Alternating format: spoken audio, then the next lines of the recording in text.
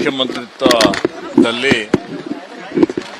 ಮತ್ತೆ ನನಗೆ ಕಾಂಗ್ರೆಸ್ ವರಿಷ್ಠರು ಮಾನ್ಯ ಮಲ್ಲಿಕಾರ್ಜುನ್ ಖರ್ಗೆ ಸಾಹೇಬರು, ಮಾನ್ಯ ರಾಹುಲ್ ಗಾಂಧೀಜಿಯವರು, ಮಾನ್ಯ ಕೆ.ಸಿ. ವೇಣುಗೋಪಾಲ್ಜಿಯವರು, ಮಾನ್ಯ ರಣದೀಪ್ ಸಿಂಗ್ ಸುರ್ಜೇವಾಲಾಜಿಯವರು, ಮಾನ್ಯ ಸಿದ್ದರಾಮಯ್ಯಜಿಯವರು ಮತ್ತು ಮಾನ್ಯ ಶ್ರೀ ಡಿ.ಕೆ. ಶಿವಕುಮಾರ್ಜಿಯವರ ಇವರೆಲ್ಲರ ಸಹಕಾರದಿಂದ ಇವತ್ತು ಮತ್ತೆ ನನಗೆ ಸಚಿವ ಸಂಪುಟದಲ್ಲಿ ಅವಕಾಶ ಸಿಕ್ಕಿದೆ.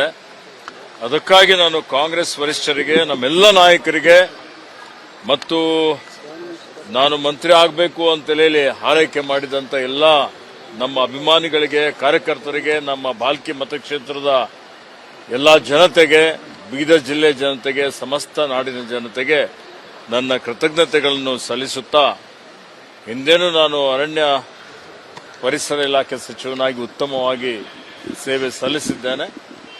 ಮತ್ತೆ ಈಗ ಯಾವುದೇ ಖಾತೆ ಕೊಟ್ಟರೂ ಇವತ್ತು ಅದನ್ನು ಅತ್ಯಂತ ದಕ್ಷತೆಯಿಂದ, ಪ್ರಾಮಾಣಿಕತೆಯಿಂದ ನಿಭಾಯಿಸಿ ಈ ರಾಜ್ಯಕ್ಕೆ, ರಾಜ್ಯದ ಜನರಿಗೆ, ನಮ್ಮ ಪಕ್ಷಕ್ಕೆ ಒಳ್ಳೆ ಹೆಸರು ತರ್ತೀನಿ ಅನ್ನುವಂಥ ಒಂದು ಮಾತನ್ನು ಹೇಳಲಿಕ್ಕೆ ಬಯಸ್ತೀನಿ.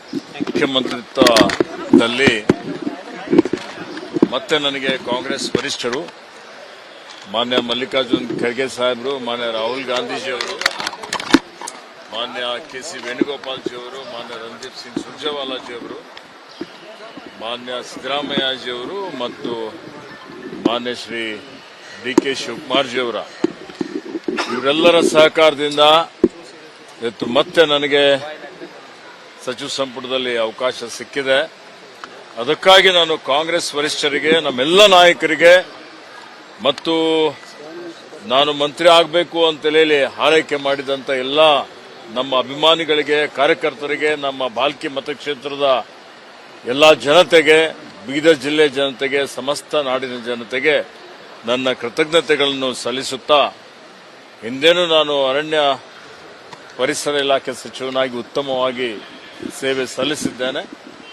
ಮತ್ತೆ ಈಗ ಯಾವುದೇ ಖಾತೆ ಕೊಟ್ಟರೂ ಇವತ್ತು ಅದನ್ನು ಅತ್ಯಂತ ದಕ್ಷತೆಯಿಂದ, ಪ್ರಾಮಾಣಿಕತೆಯಿಂದ ನಿಭಾಯಿಸಿ ಈ ರಾಜ್ಯಕ್ಕೆ, ರಾಜ್ಯದ ಜನರಿಗೆ, ನಮ್ಮ ಪಕ್ಷಕ್ಕೆ ಒಳ್ಳೆ ಹೆಸರು ತರ್ತೀನಿ ಅನ್ನುವಂಥ ಒಂದು ಮಾತನ್ನು ಹೇಳಲಿಕ್ಕೆ ಬಯಸ್ತೀನಿ.